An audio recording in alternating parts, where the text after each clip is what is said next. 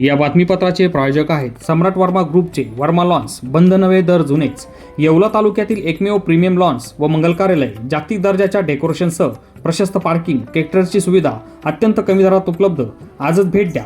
Verma lawns, Nashik Sambhajinagar महामार्ग, एरंडगाव तालुका येवला. मित्रांनो, सध्या अमेरिका, इराक, इराण, इस्रायल युद्ध सुरू आहे तर तुम्हाला सर्वांना माहिती आहे. मी सध्या वृत्तांकनासाठी गावगाव फिरतो आहे. गॅसची टंचाई निर्माण झाली, अनेक ठिकाणी जेवणाचा प्रश्न निर्माण झालाय, 2 वेळचं जेवण मिळवणं कठीण झालंय.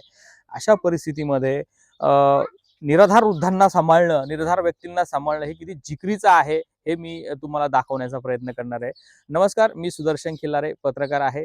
मी आपल्याला येवल्यातील एक रियालिटी चेक स्टोरी दाखवत आहे. खरं तर मी माझ्या चॅनलसाठी बातमी करण्यासाठी आलो होतो, परंतु मला वाटलं हा ब्लॉग तुमच्यासाठी बनवावा. तर ह्या ब्लॉगच्या माध्यमातून तुम्हाला ही माहिती तुमच्यापर्यंत पोहोचली पाहिजे. तर खरं तर आज डोळे भरून आले इथं हे सर्व पाहून. नवनाथ झराड जे सैंग ऋषी वृद्धाश्रम चालवतात, या ठिकाणी त्यांची पत्नी आहे, त्यांची मुलं आहेत. हे सर्व गेल्या 15 वर्षापासून हे वृद्धाश्रम चालवत आहेत आणि या निराधार वृद्धांना जे तरुण आहेत, कोणी लहान मुलं आहेत, जवळजवळ 35-40 संख्या आहे, यांना जीव घालण्याचं काम करतात. आता सध्या अमेरिका इराण युद्ध जे सुरू आहे त्यामुळे गॅसची टंचाई झाली मित्रांनो, आणि संपूर्ण भारतात ही टंचाई झाली आहे. आपल्याला घरात सुद्धा गॅस मिळणं आता कठीण झालंय. अशा स्थितीत या निराधार वृद्धांना गॅसच्या टंचाई असताना देखील चुलीवरती स्वयंपाक करून, धुराचा त्रास सहन करून हे जेवण खाऊ घालण्याचं पुण्य काम नवनाथ भाऊ झराड करत आहे. विशेष म्हणजे कुठलीही सरकारी मदत नाहीये. अनेक जण अफवा पसरवतात, ह्या आश्रमांना मदत मिळते, खूप पैसा मिळतो, यातनं ते पैसे कमावतात.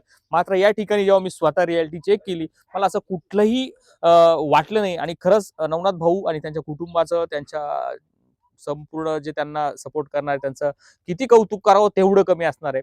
माझी या माध्यमातून एकच विनंती आहे की जे सैंग ऋषी वृद्धाश्रम शिरसगाव लोक या ठिकाणी आहे, या ठिकाणी आपण मदतीचा हात आमच्या विनंतीला मान देऊन म्हणा, किंवा जी माणुसकीची भिंत आपण उभी करतोय त्या भिंतीचा विचार करून, माणुसकीचा विचार करून या सैंग ऋषी वृद्धाश्रमाला पैशाची नाही, मात्र गहू, तांदूळ, जे काय असेल किराणा बनवण्यासाठी, स्वयंपाक बनवण्यासाठी जे साहित्य असेल ते आपण यथाशक्ती नवनाथ भाऊंच्या पाठीमागे ताकद उभी करावं. नवनाथ भाऊ आपल्यासोबत. नवनाथ भाऊ, काय सांगाल?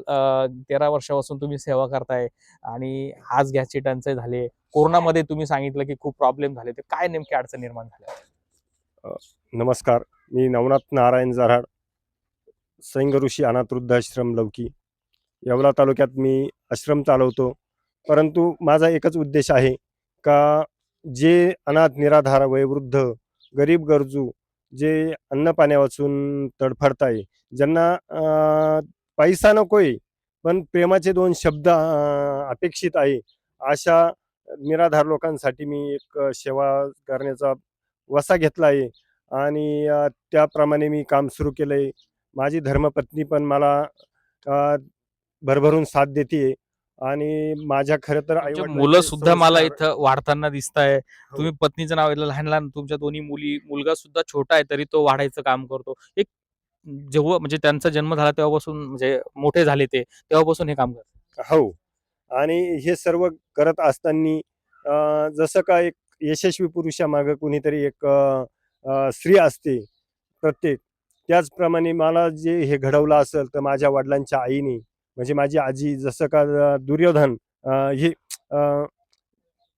काय म्हणतो आपण यांना, तुमच्या आजीने तुम्हाला घडवलं. हो, जसं जिजामात्यांनी शिवरायांना रामकृष्णाच्या गोष्टी सांगितल्या आणि त्यातून ते शिवराय घडले, त्याच पद्धतीने मला जसे गर्भसंस्कार म्हणता माझ्या आजीने, मी आईच्या गर्भात असतानाच रामविजय, हरिविजय, रामकथा. मला एक सांगा, आता कोरोना काळ आला होता तेव्हाही तुम्ही अत्यंत कठीण परिस्थितीमध्ये ह्या वृद्धांना, निराधारांना जीव घातला. आता ही कोरोना सारखीच परिस्थिती निर्माण होण्याची वेळ आली, कारण की गॅसची टंचाई झाली आहे, गॅस संपलाय. आता तुम्ही कसं त्यांना जीव घालताय? बघा, कोरोना काळात तर आम्ही अक्षरशः कधी-कधी फक्त मका एक टाईम दळून आणि एकच टाईम जेवण करायचो. इतकी दुर्दैवी वेळ आली होती. परमेश्वराला मी एकच विनंती करेल, अशी वेळ कोणावर पण येऊ नये.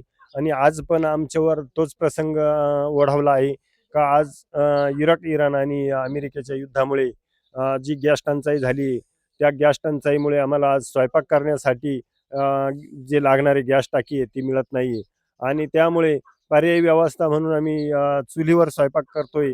परंतु त्याचा तुम्हाला त्रास पण होत असेल. आता चुलीवर स्वयंपाक करणं म्हणजे आता धूर, उष्णता याचा काय हो. त्रास होतो? उन्हाळा सुरू झालाय आणि त्यातच गॅस टंचाई. चुलीवर स्वयंपाक करायचं म्हणजे त्या चुलीवर लागणाऱ्या झळाया खूप त्रास होतोय, डोळ्यांना त्रास होतोय. मला तर नजरेचा प्रॉब्लेम झालाय त्या धुरामुळे आणि शरीराला इतकी उष्णता सहन न होण्या इतकी उष्णता त्या चुलीजवळ बसून आणि उन्हाचे टेम्परेचर असल्यामुळं परंतु नाविलाज असल्यामुळं काहीच करू शकत नाही आपण. ह्या अनाथ निराधार वयोवृद्ध आजी आजोबांना खाऊ पिऊ घालणं गरजेचं आहे. कारण त्यांना आपण नाही दिलं तर कोण देणार आहे? नवनाथ भाऊ, माझ्या जे व्हिडिओ आता जगभरात सगळे लोक बघतात, महाराष्ट्रात, देशात, जे आपले महाराष्ट्रातील काही लोक दुसऱ्या देशात आहेत, काही दानशूर आहेत. त्या दानशूरांना मी एक माझ्या पद्धतीने आव्हान करतोय की जे कोणी असेल हा व्हिडिओ पाहत आहे, नवनाथ भाऊ यांचा नंबर मी खाली फ्लॅश करणार आहेच. या आश्रमाला भरीव मदत नक्की करा. पैशाची मदत नाही झाली तरी यांना धान्य, इंधन, काय मदत आपल्याला करता येईल ती नक्की करा. आणि नवनाथ भाऊंनाही आव्हान करतो की आपणही एक आव्हान करा मदतीचं. मी आपल्या सर्वांना आव्हान करू इच्छितो, हात जोडून विनंती करतोय. आश्रम आपला शहराच्या कडेला नाही, रोडच्या कडेला नाही, त्याच्यामुळं दानशूरांच्या निदर्शनास येत नाहीये. आम्हाला मदतीची खूप गरज आहे. हे बघा, या लोकांना अंघोळी घालण्यासाठी आमच्याकडे टॉयलेट बाथरूम नसल्यामुळे मी आता नवीन टॉयलेट बाथरूमचं काम सुरू केलेलं आहे. त्यानंतर इथं शेडचं काम करणं गरजेचं आहे. ह्या लोकांना माझ्यासाठी नाही, पण जे कुणी निराधार गरीब गरजू असेल त्यांच्या सेवेसाठी, त्यांच्या अन्नदानासाठी किंवा त्यांना सुखसुविधा मिळावा यासाठी आपण जर प्रयत्न केला तर नक्कीच मी या तोडक्या मोडक्या सेवेपेक्षा चांगली उत्कृष्ट सेवा करू शकतो. आणि मी अजून एक आवाहन करतो का समाजात आपल्याला आपल्या आजूबाजूला कोणी गरीब गरजू निराधार आढळल्यास मला तुम्ही फोन करा. मी जिथं बी कुठं असेल त्या माणसाला मी इथं घेऊन येईल. आल्यापासून अंत्यविधीपर्यंत सर्व सेवा शुश्रूषा पूर्ण करेल ही मी आपणाला ग्वाही देतो.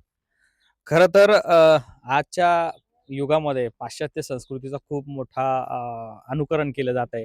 आपल्या कुटुंबामध्ये आई वडील सांभाळले जात नाही. आपण वृद्ध आई वडील झाले की त्यांना आपण एक बाहेर खोली कुठे बांधून देतो किंवा घराच्या बाहेर त्यांना ठेवतो. आणि अशा परिस्थितीमध्ये नवनाथ झराड आणि त्यांचं कुटुंबीय हे आपल्या आई वडिलांप्रमाणे त्यांचा सांभाळ करतात. आज ही रियालिटी चेक झाली आणि मी माझ्या सर्व जे माझे फॉलोअर्स आहेत सर्वांना विनंती करतो की आपण नवनाथ भाऊ यांच्या पाठीमागे उभं राहावं. आश्रमाचा पत्ता आहे, मी पुन्हा एकदा पत्ता सांगतो आणि नंबरही नवनाथ झराड यांचा फ्लॅश केलेला आहे खाली. त्या नंबरवर आपण संपर्क करून त्यांच्याशी थेट त्यांना मदत करू शकता.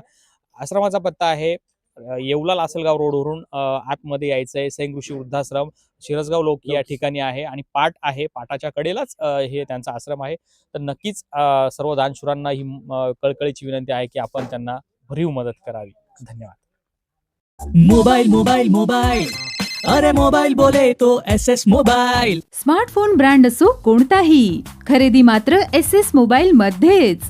मोबाइल मोबाइल मोबाइल, अरे मोबाइल बोले तो SS मोबाइल.